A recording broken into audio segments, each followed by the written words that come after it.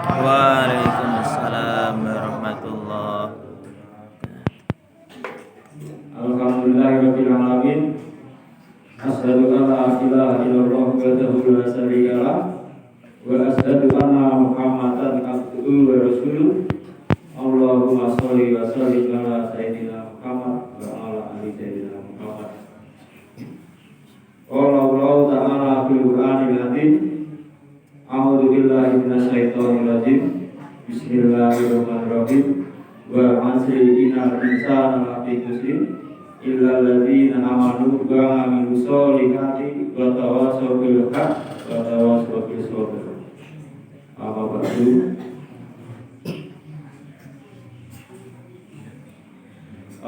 Bapak pengurus Masjid Rego Darussalam yang kami hormati, terutama Bapak Wakil Rohim dan bapak-bapak sesepuh, bini sepuh, sama kaula mudanya di Solo yang dirahmati Allah Subhanahu wa Ta'ala, dan tak lupa jamaah pengajian rutin tiap malam Kamis di Rego Darussalam ingkang dipun muliakan Allah Subhanahu wa Ta'ala. Mugi tansah istiqomah anggenipun patos ilmu kangge dunia akhirat.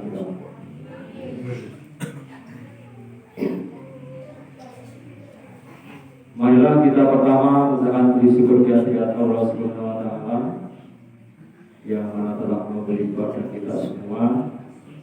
Yang pertama, kita masih diberi kesempatan untuk menjalankan kewajiban kita sebagai umat muslim dalam hidup ini di Masjid Rego yang kami cintai ini dalam kondisi sehat walafiat tak kurang suatu manfaat. Alhamdulillah, yang kedua, kita panjatkan juga kepada Allah Subhanahu wa Ta'ala yang juga telah membimbing kita sehingga kita bisa menambah amal ibadah kita pada hari ini, hari Rabu tanggal 24 Juli 2024. Ya. Kalau kemarin kami ya serombongan ikut di pengajian di tempatnya Pak Nurkolis ya. Alhamdulillah dapat banyak Pak pengajian itu. Beliau menyampaikan bahwasanya misalnya hari ini, hari Rabu tanggal 24 Juli 2024, itu hanya terjadi satu kali. Hanya terjadi satu kali, tidak ada dua. Ya. Nah, ada duanya nanti kalau di akhirat diputar lagi. Nah, alhamdulillah pada hari ini kita masih bisa menambah sedikit amal ibadah kita. Ya. Daripada kita itu hanya bersantai-santai di rumah, nonton TV mungkin ya tidak jelas arahnya kemana, gitu. Nah, kita alhamdulillah bisa menghadiri pengajian yang insya Allah nanti kita bisa istilahnya meringankan kita nanti ketika nanti kita di akhirat. Ya. Ya. Tak lupa marilah kita aturkan salam sholawat kepada junjungan kita Nabi besar Muhammad Sallallahu Alaihi Wasallam. Ya, kalau kita nantikan sahabatnya di yaumul qiyamah. Jamaah pengajian rutin ya, akan diberdayakan Allah Subhanahu wa Ta'ala. ini rodok berikut ya. Jadi kayaknya baru pertama kali, ya, baru pertama kali, ya, baru Pak Wakil menghubungi ya, insya Allah, saya soy-soy, ya. Jadi nih, orang kayak Pak Wakil ya nanti tolong dimaklumi ya bapak-bapak ya. Kalau Pak Wakil kan, wah mau lancar ya, sedikit-sedikit ya. Mungkin kalau saya nanti sudah berapul ya. Ya, tapi ada disiko LAE, disiko APE, APE disiko jalankan, ya. Nah, jadi kalau ilmu itu siapa yang Anda jangan sampai melihat apa yang siapa yang menyampaikan, gitu. Tapi lihatlah apa yang disampaikan. Nah, lalu seperti itu. Entah itu menyampaikan siapapun kalau ilmunya baik ya. Ya, karena kebaikan itu datangnya dari Allah Subhanahu wa Ta'ala. Mungkin pada malam hari ini ya, saya mencoba menyampaikan satu nasihat ulama besar, ya, Imam Abu Ghazali. Ada beberapa nasihat, mungkin nanti kita sampaikan hanya sedikit saja, karena mungkin ya waktunya lama dan mungkin kalau terlalu lama nanti malah akan orang nyatet. Ya, jadi singkatnya singkat, nyatet, ada kemampuan untuk menjalankan, insya Allah nanti akan lebih baik. Ya, daripada hanya istilahnya ilmu hanya dipendam tidak dijalankan, karena percuma. Ya, ngerti nek surat kuwi perintah agama, tapi ya mau menjalankan. Ya, nah, ngerti silaturahim itu sangat dianjurkan oleh agama, tapi malah dia itu memutus tali silaturahim. Ya, jadi mudah-mudahan dengan paparan nasihat dari Imam Al-Ghazali nanti kita bisa mengambil hikmahnya.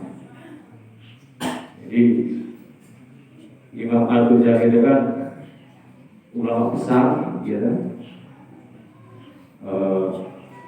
di daerah Arab ya, ada beberapa saya lupa ya. Jadi karya-karya itu sangat terkenal, ya, karya-karya sangat terkenal. Salah satunya ya Ihya Ulumuddin gitu ya, suka kita dalam beragama, gitu kan. Nah, dia menyampaikan beberapa nasihat untuk kita semua, untuk umat manusia. Ya, walaupun sebenarnya nasihat ini tadi agak seperti ya, entah itu orang Jawa atau orang mana ya, apalagi yang orang Jawa itu mungkin sakit sering mendengar. Ya. Apa yang disampaikan?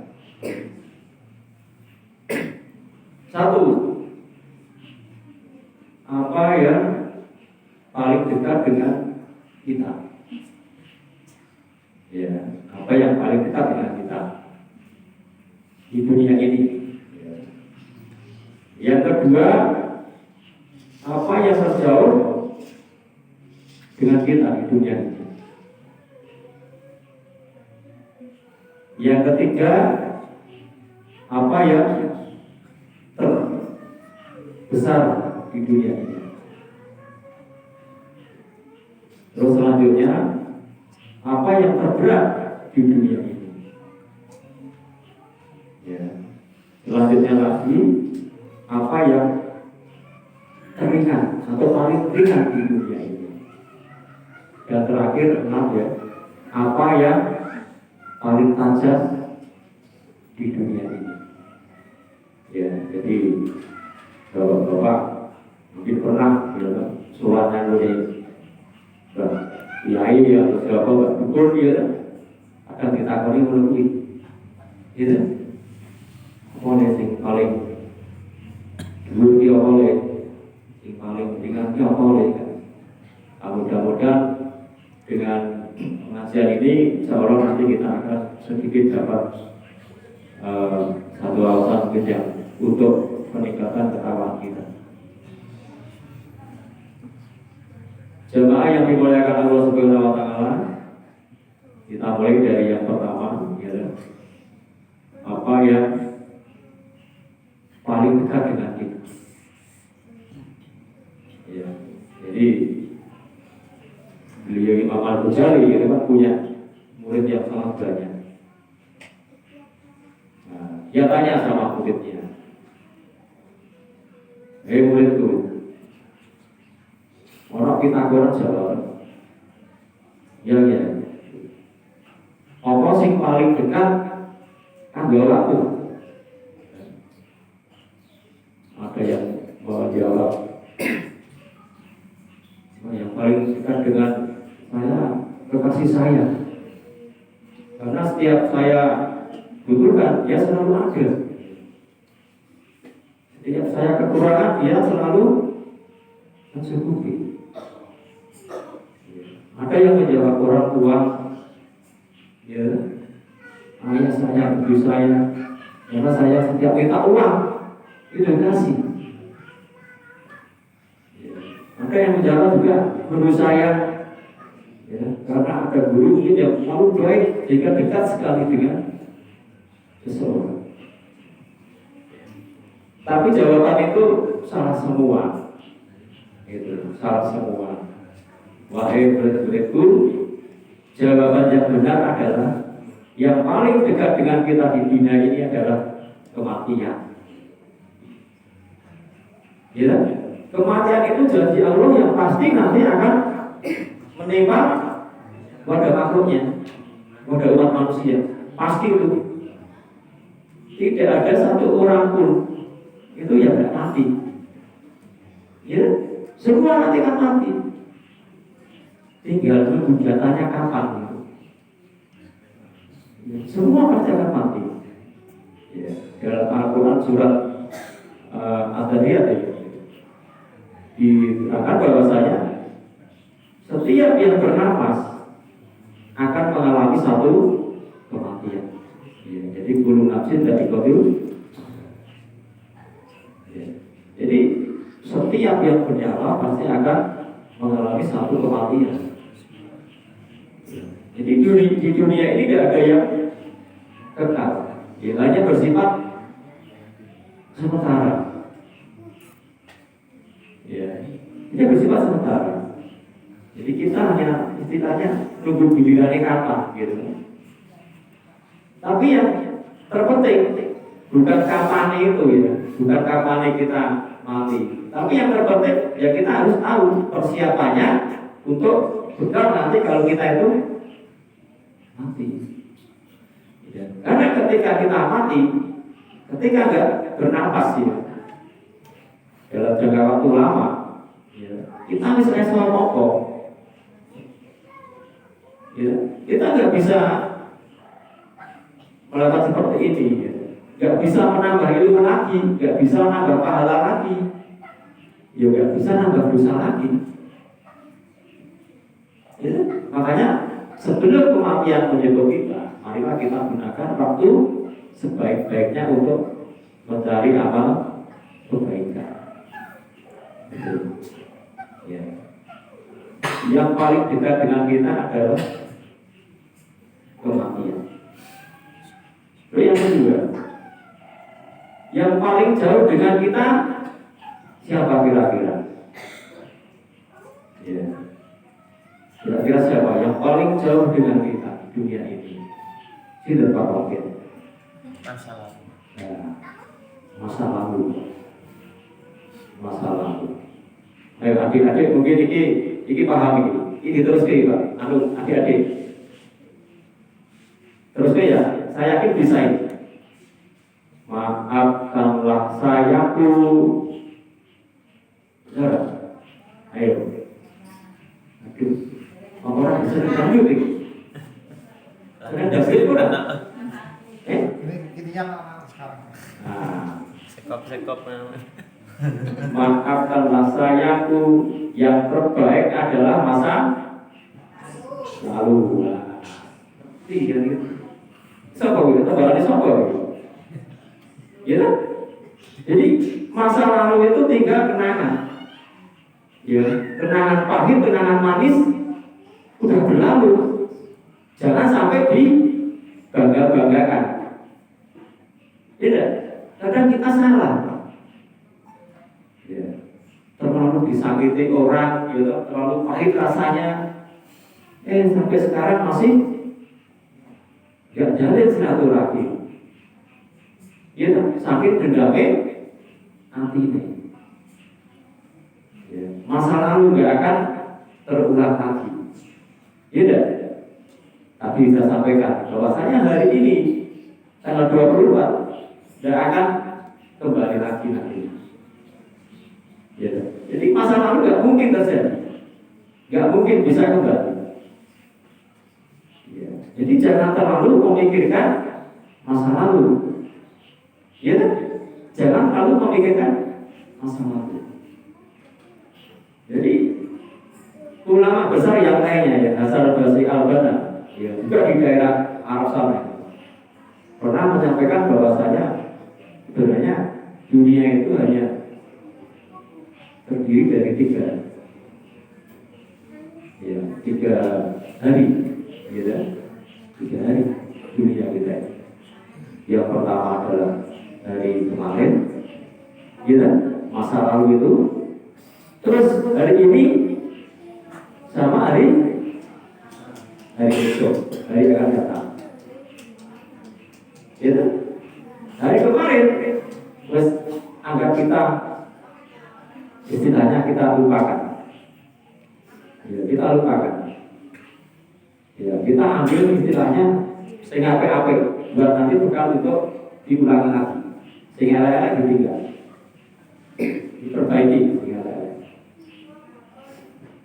Terus hari esok, ya hari esok, apakah nanti kita masih diberi kesempatan untuk menikmati hari esok? Kira-kira masih dikasih kesempatan ya? Ada yang jamin ya? Bahwasanya bulan depan kita masih bisa mengulir. Gak ada yang bisa menjamin. Ya, jadi ngapain kita mikir sing somben?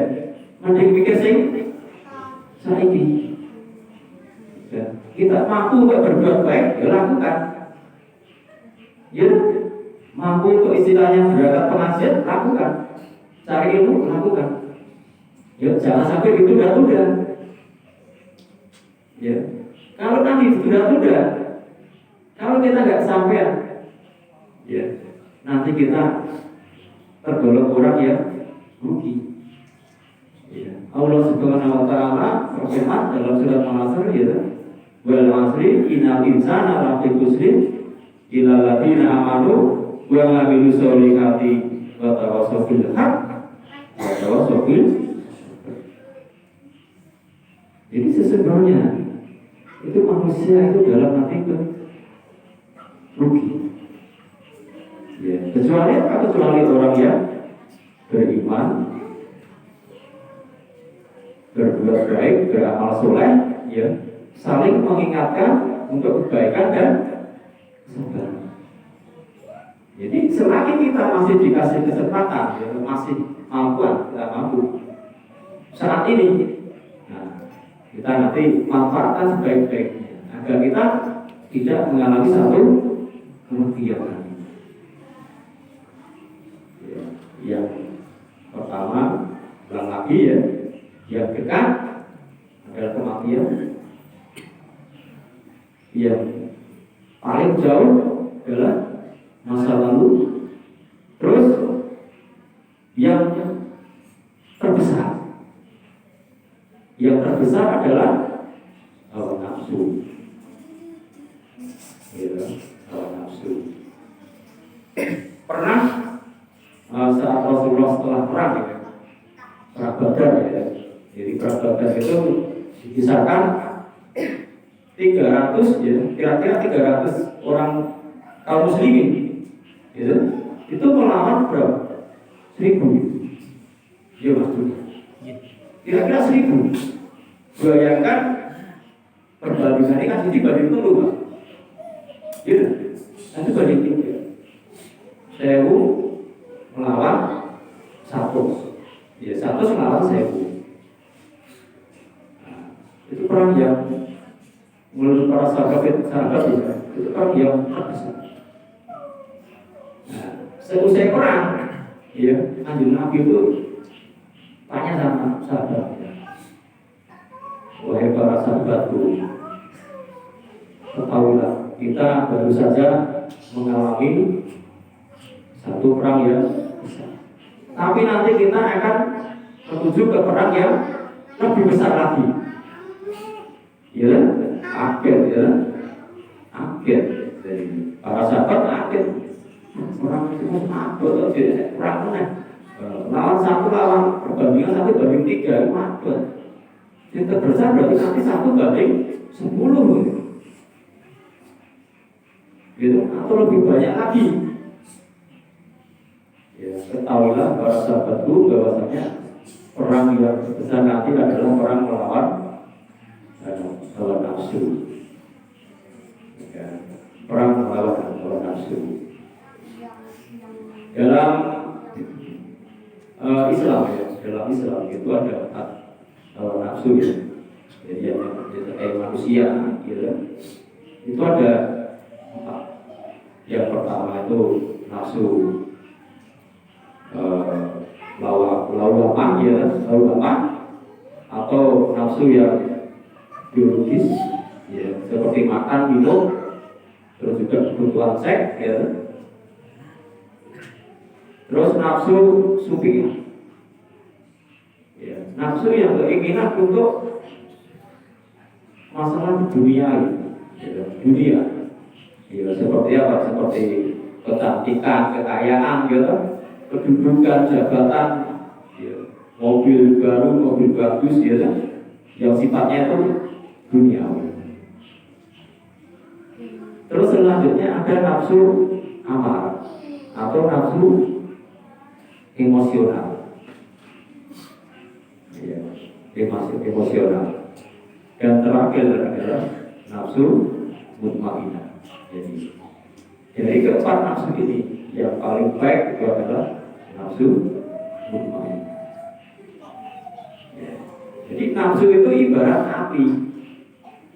Api ketika itu kecil, ya, kita bisa kendalikan.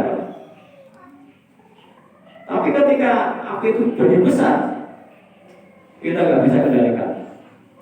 Ya, kebakaran misalnya kecil mungkin bisa dikendalikan, digunakan untuk masak, gitu, nasi, masak tahu tempe atau singkong, gitu.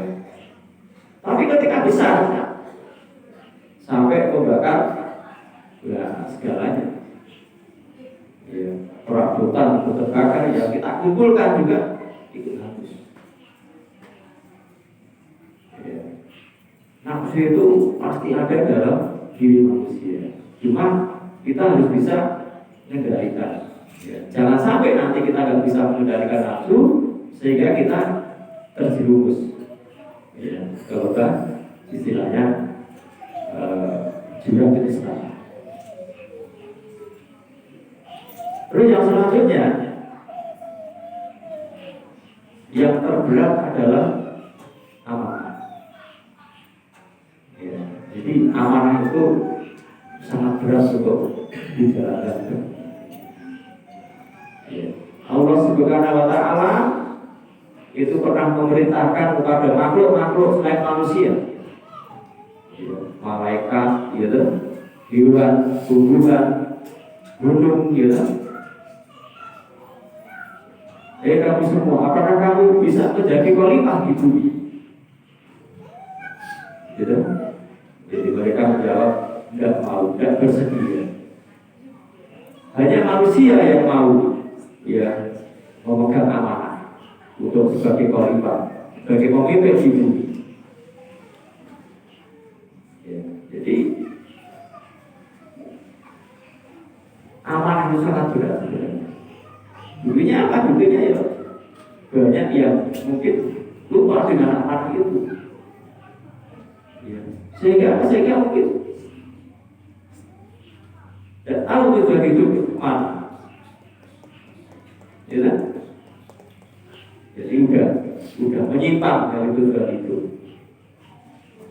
Ya, makanya jangan heran Kalau mungkin ada pemimpin yang dolim, gitu, ada mungkin korupsi di mana-mana, gitu.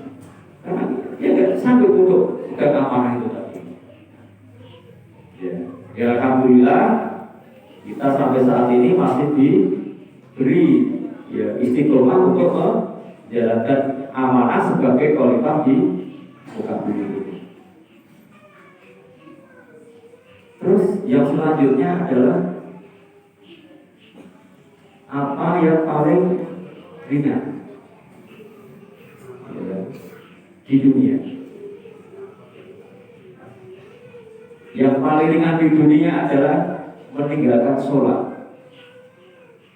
Gimana bapak-bapak ibu-ibu? Gimana ini? Nah, pulang dikatakan gitu, maksud ibu, waduh, gitu. Kita juga sholat di ending, gimana? Karena mungkin kesibukan kecil. Nah, ini sholat rabu gitu kan? Lima rabu sisa rabu ya. Bakune larang ya. Mari-mari berkumpul. Akhirnya para sholat asar. Sing lagi tandur misalnya, kita tanggung ini. Rampung ke sisa. Ya. Nah, lebih anunya lagi nonton TV gitu. Gimana? Nonton TV gayeng-gayengnya gitu. Liga atau apa gitu kan, sinetron gitu. Malah bablas keturun orang bisa. Jadi kita itu tinggal sholat itu etik. Ya memang yang teringat itu adalah meninggalkan sholat. Ya, makanya kita jangan sampai gitu meninggalkan sholat. Jadi idealnya baiknya itu ya sholat tepat waktu gitu. Sholat di awal waktu ya, agar nanti kita terbebas dari api neraka ya. Terus berapa tadi yang tertajam ya, paling kita sudah terbesar sudah, terus terjauh sudah, teringat sudah.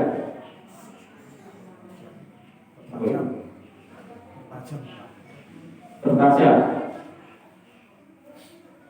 terberat sudah, terbesar sudah ya, tertajam. Yang paling tajam di dunia ini bukan pedang yang apa itu bingis-bingisnya itu, bahkan langsung ambruk, gitu. Bukan.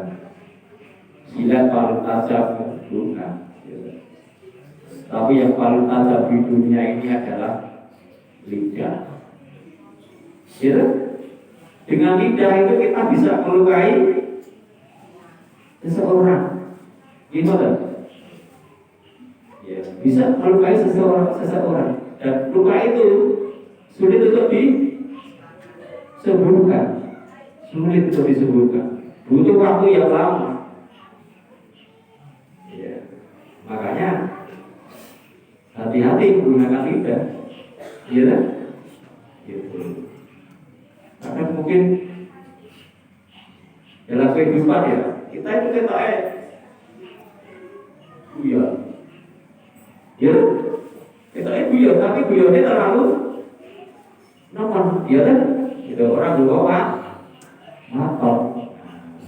Yang namanya hati orang itu kan nggak bisa dilihat, ya kan?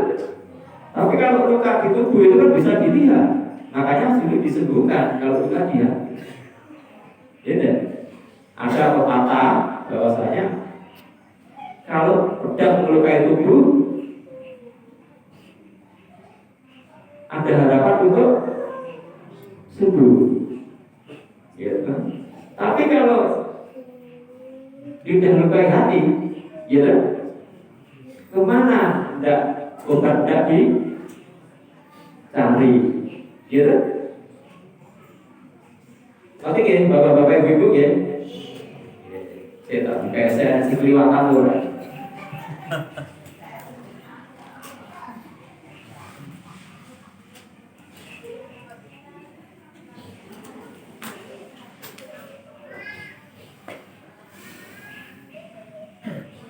pun pasna, bisa pun pasna. Ya, jadi itulah nasihat yang disampaikan oleh ulama besar Imam Al-Ghazali yang insya Allah kalau setiap muslim ya muslimat itu bisa memahami menjalankan nasihat itu insya Allah akan selamat di dunia dan akhirat. Mungkin hanya itu sedikit yang bisa kami sampaikan. Baik datanya dari Allah Subhanahu wa Ta'ala, jelek datanya dari saya pribadi, mohon untuk dimaafkan. Marilah kita tutup pengajian ini atau ibadah masjid ya. Subhanakallahumma wa bihamdika asyhadu an la ilaha illa anta astaghfiruka wa atubu ilaik. Assalamualaikum warahmatullahi wabarakatuh. Waalaikumsalam.